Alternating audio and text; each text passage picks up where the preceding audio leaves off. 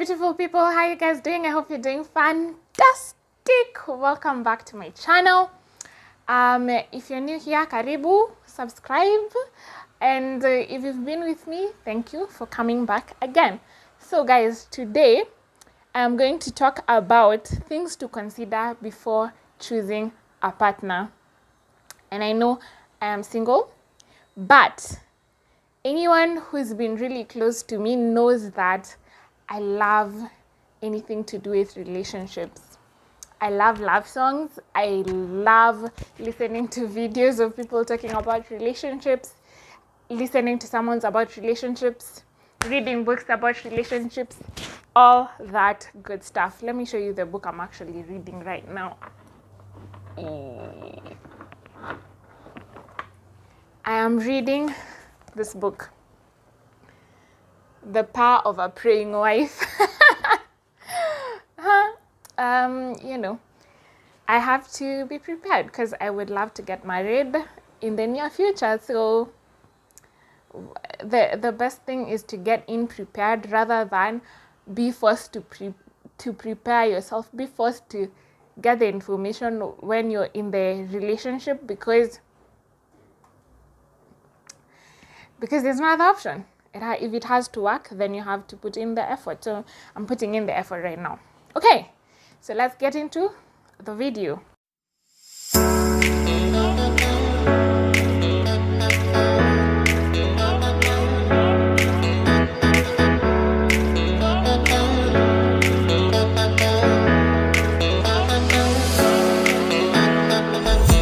Number one, looks. Don't lie to yourself that you're going to love someone whose looks you don't like. If you're just not into a short dude. Sometimes you literally cannot convince yourself to love someone when you just are not into their looks, you know? So just go for the looks, and you can be into anyone. You can be into anyone. A short guy, a tall guy, a plump guy, a slim guy. Just make sure you love their looks. And one of the things that you can consider to know whether you're comfortable with their looks is whether you're comfortable introducing them to your family and to your friends. If you're uncomfortable to introduce them because of the way they look, think twice. Other beautiful people, hi guys, you're doing fantastic. So I continue from number 2, faith. Marry someone who has the same faith as you, and by that I mean spirituality. So number 2, marry someone who has the same faith as you, has the same spirituality as you, looks at life the same as you. So the person you want to marry, is that person a believer? Even if that person is a believer, what exactly do they believe in, you know? And are you comfortable with what they believe in? Are you comfortable with the church that they go to, the doctrines that they believe? I'll give my example. Personally, I want my children to believe in a certain way, to grow up knowing God in a certain way. And so I can't just marry anyone, you know? So you have to be careful, faith-wise, who you believe in. What your partner believes in, and not just what they believe in, but exactly what they believe in and how deep they are into what they believe in. There are people who confess and identify themselves as believers, Christians, and they'll go to church on Sunday, but that's about it. Throughout the week, let me do what I want to do. Let me live my life. Let me make my own choices. But on Sunday, we're in church. So, for me, Christianity is a lifestyle. Every day, that is what I do. I love ministering. I love teaching. I love coming here and speaking to people. And I'd like my partner to be my partner, you know? In such a situation, we can sit together and have a chat. Also, the way we'll raise the children. I want my children to know the word, to be spirit-filled, you know. So I want my children to get the right information. So you can't have a father who's listening to hip-hop and some weird music, and I'm like, the soul of my child is in the wrong space. So just be careful faith-wise, because even if you wanted to marry someone who's like a Hindu, which church will your child go to? Will they go to the temple, or will they go to church? What will they believe in Buddha or in Christ? Number 3, values. What do you value in life? Do you value family? Do you value time? Do you value loyalty and fidelity? Do you value faithfulness and integrity? Whatever you value, do you value charity work, and that is something that you're passionate about, that you'd like to do? They should share the same values as you to make life easier. Because, for example, you every weekend or every other weekend, you always want to go out and do some charity work, and your partner is like, no, they never help you, they never partner with you, they're not into the things that you are into, or they want to do things that are totally out of line with your own values. So you must consider their values and whether they align with yours. Number 4, their view of a husband / a wife. So over the weekend, I was having conversations with people, and I was telling them, in this time and age, if someone would come to me and tell me that one of the attributes they would like me to have is that I would be able to clean clothes, well, I just don't know, but I'm not into cleaning clothes at all. If anything, I think my first appliance that I will buy is going to be a washing machine. And also, I will get help. I will definitely get someone to help me around the house with house chores. So if that's the kind of thing they're looking for in a wife, someone who can clean clothes, then I may not be the one for them. So that's just a simple example, but you have to be very careful what you're putting yourself into, because you find there are people who already have a preconception of how their wife should behave, what their wife should be, how their husband should behave, what their husband should be. I'll give you another example of a couple. Their wife, when she used to live at home, their father would close the door every night, and it was just a thing that the father did. Then she gets married, and she never closes the door because she's like, my husband is gonna close the door. So they actually slept without closing the door for a few nights, because when she sleeps later than him, he goes and sleeps and is like, see, I've left her behind. She's obviously going to lock the door.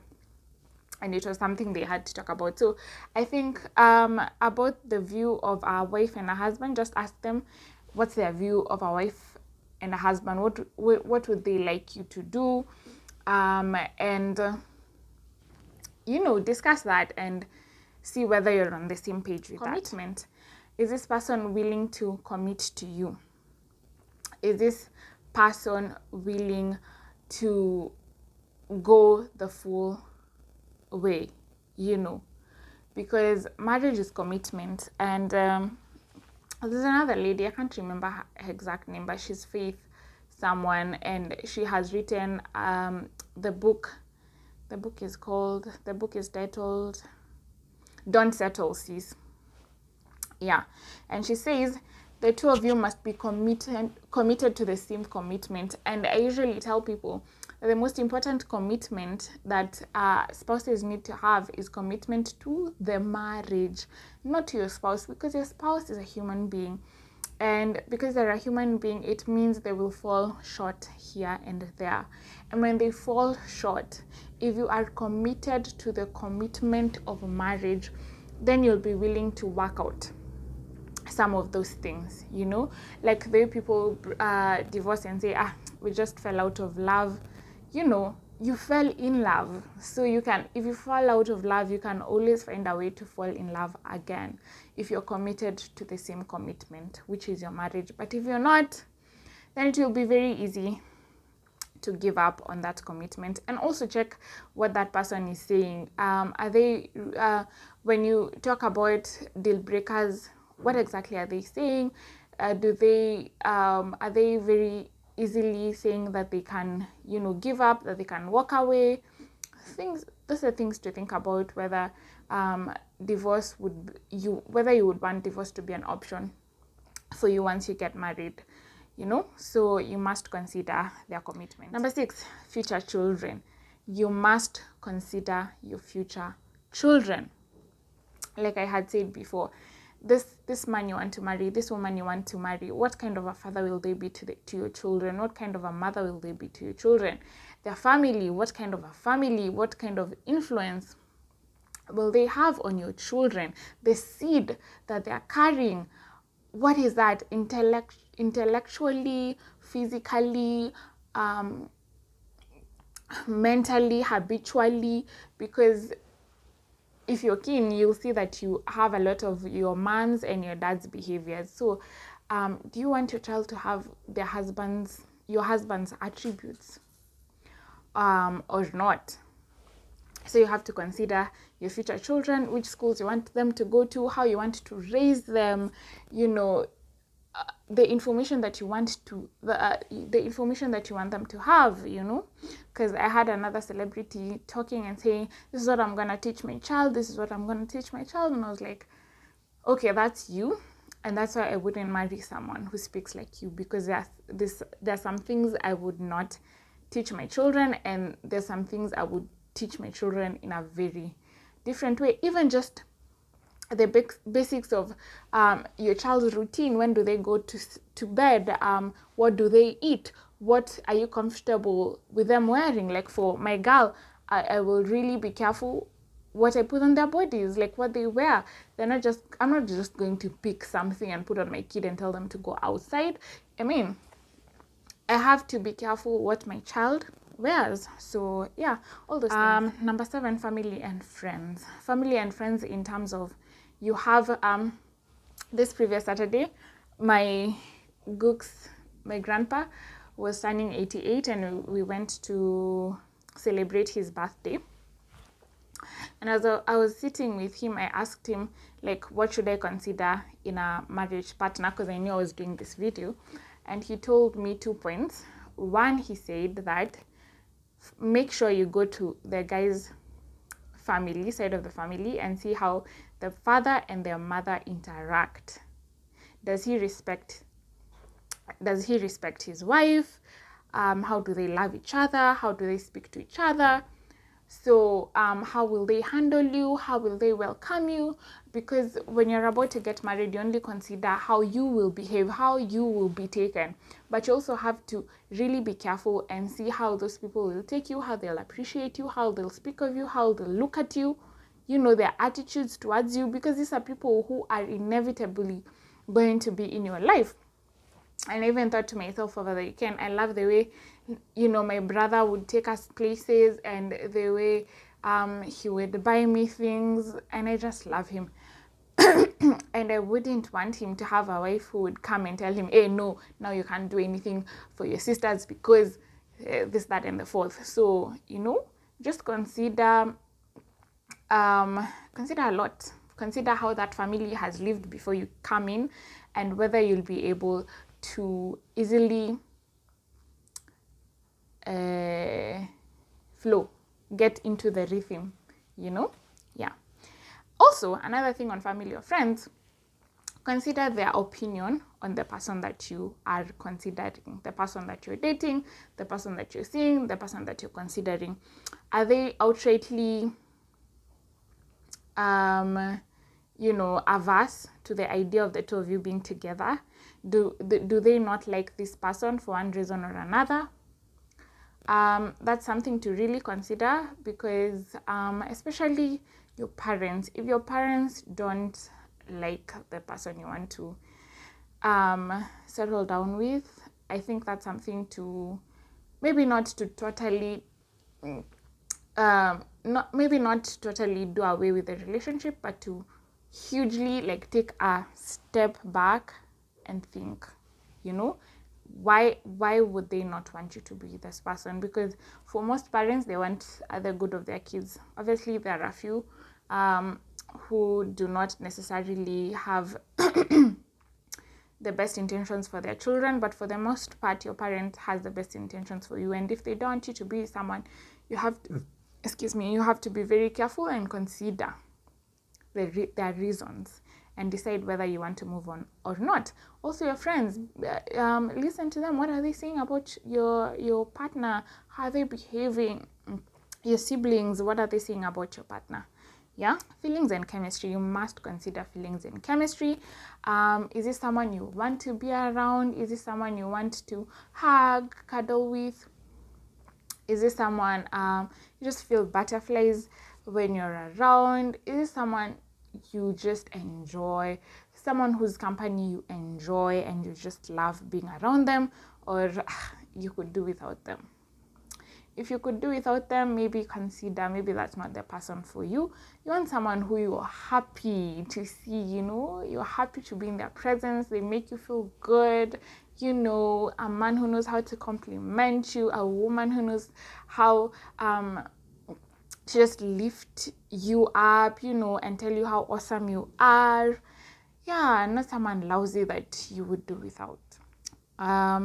Internal peace is another thing. Whenever you think about settling with this person or eternity together, how does your heart feel? Do you feel like, yes, this is the person, there's no other option out there?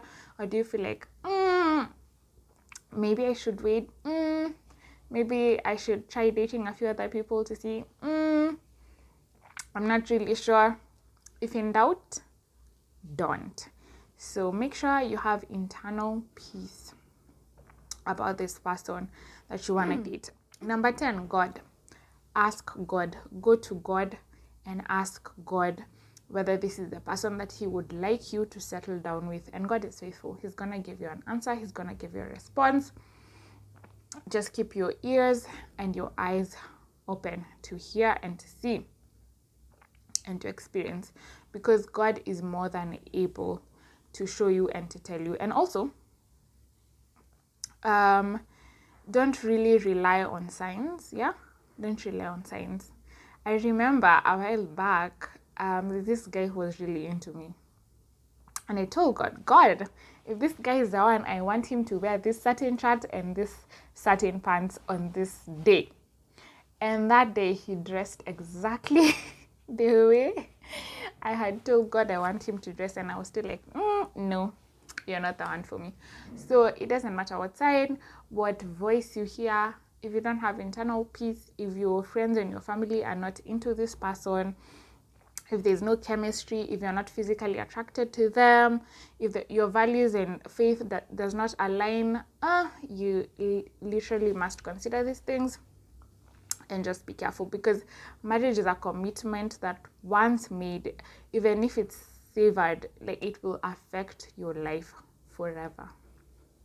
Okay, so my final point, don't do anything you don't want to do. Do not do anything that you don't want to do, especially in dating. So I'll expound on that. So if you are seeing someone and you feel like you want to do something for them, right? Or you feel like you want to do something with them, is it something that afterwards you might regret? It's a might. You don't have to, but if it's something that you might regret later, consider not doing it. And also, if it's something that if they don't tell you thank you about that thing, you'll feel really bad. Yeah? Because I remember doing some things for someone and I did them wanting a thank you. And when they didn't say a thank you, I was really saddened. So just be careful, search your heart. Like, whatever you do for someone, make sure that it's out of clean intent and it's from your heart. No matter what they do, no matter how they respond to you, you'll still be at peace with yourself for doing it. So girls, my parting shot for you guys is marry a man who adores you and someone you honor. So marry a man who adores you. What does that mean? That man is just in love with the way you look, in love with the way you laugh, in love with the way you dress. in love with your smile, with your eyes. Like, he just loves you.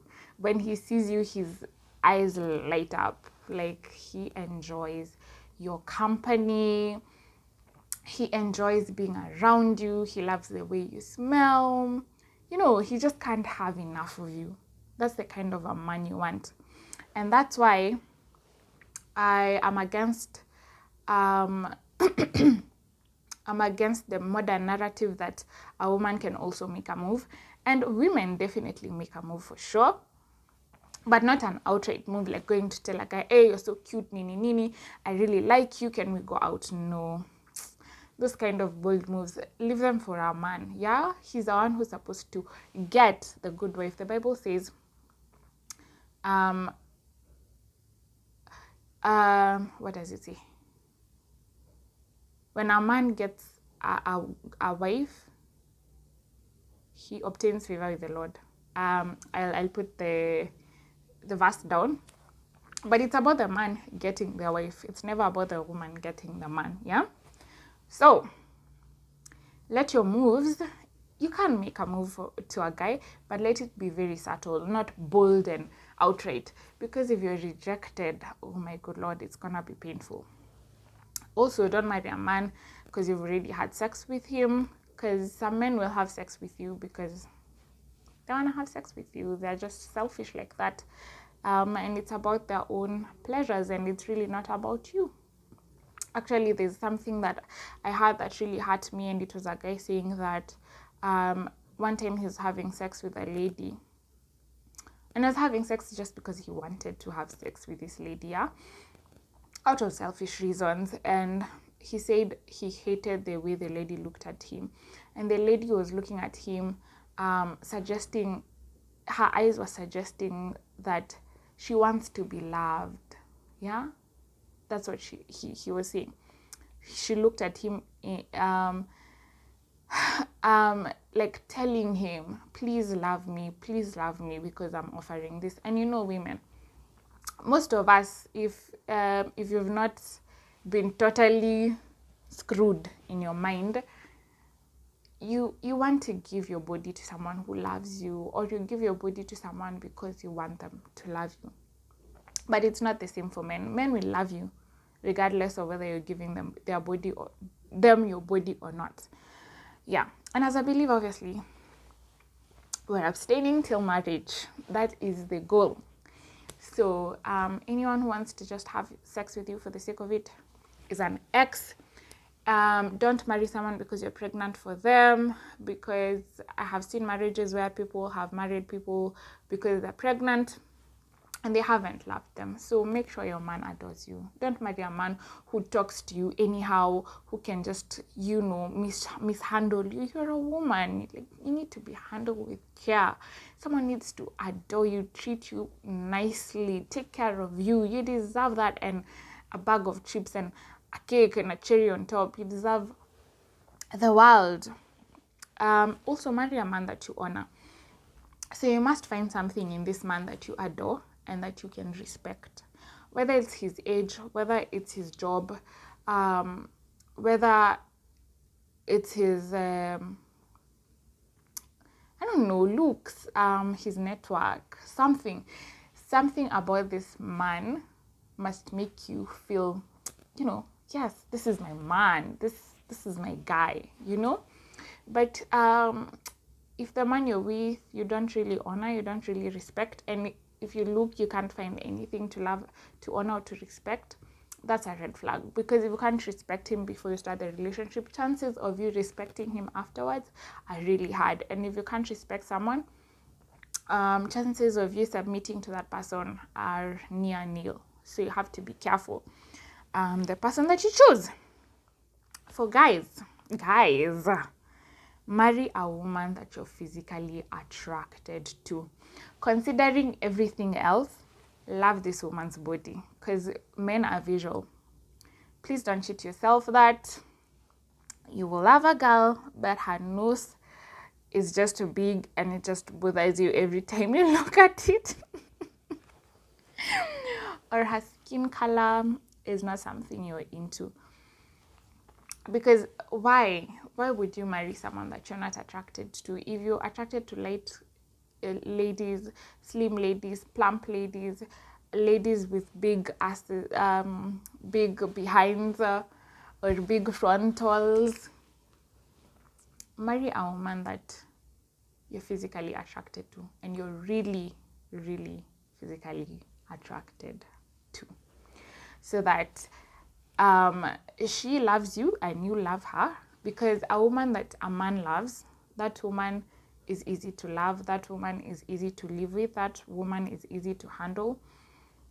But if you don't love someone, like, the grace to just handle some things that happen in marriage becomes less. So marry a woman that you physically love and you are physically attracted to. Yeah, I think this brings me to the end of this video. I hope you guys have been blessed. And for those who've been here, I just want to say thank you. The channel is growing, and yeah, consistency is the key. So I'll be here. Yeah, talking, being guided by God to give good content and blessing you guys. And I just hope you're blessed. I hope you learned something. And more than anything, invest in knowledge. Invest in knowledge. Read books. Listen to podcasts. Obviously, you can't sift what you hear. You can't take everything. But definitely seek knowledge, because you will never go wrong with knowledge and with wisdom. See you later, guys. Bye.